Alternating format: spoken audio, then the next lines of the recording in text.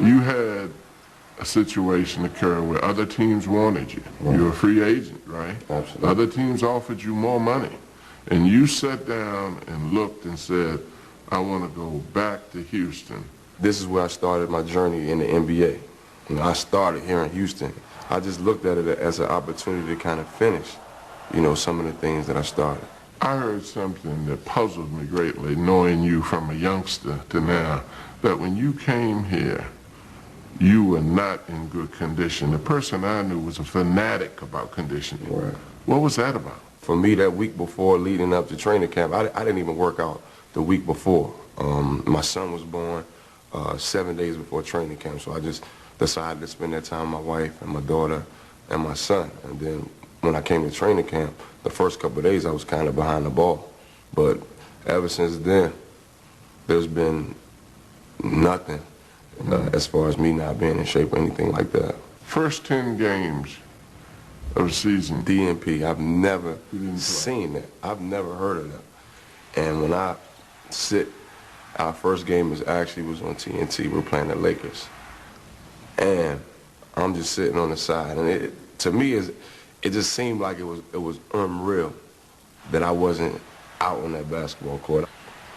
That was probably the second, besides my mom passing, I think that was the toughest thing that I ever went through in my life.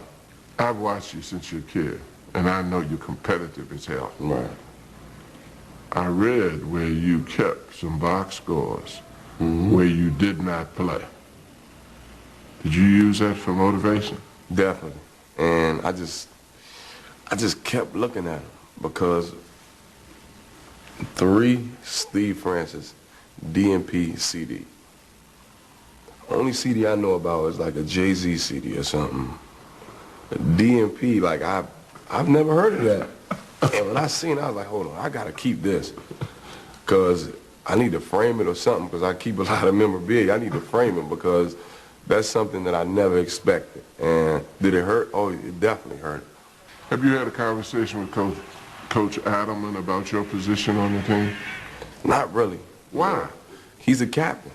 You know, he's the captain of the ship. So, you know, I'm doing what they say for me to do. I'm going out and I'm practicing.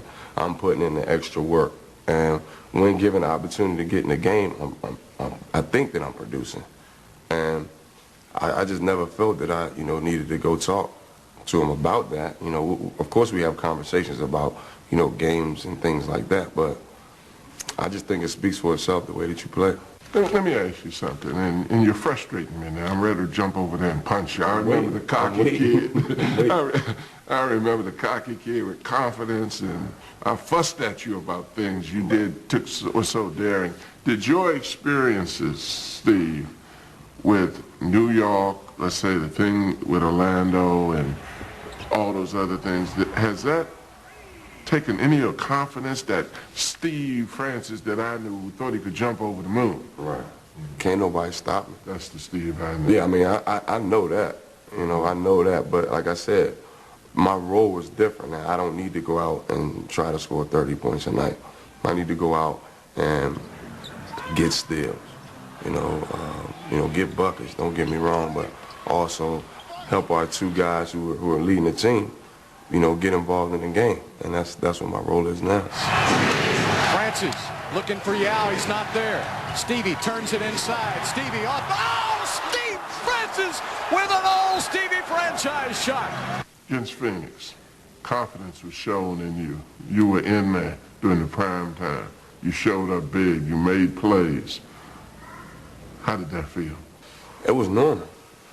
That's what I do. Oh, come on. It was normal. It's what you used to do. They don't put you in the game. Exactly. That's what I'm saying. So what I said to you, given the opportunity, I think I'd be able to take advantage of it. And, you know, I was definitely happy that, you know, that right there showed a step that I was taking. And also with the coach, being that he slowly is developing more confidence in me to have me out there in the fourth quarter.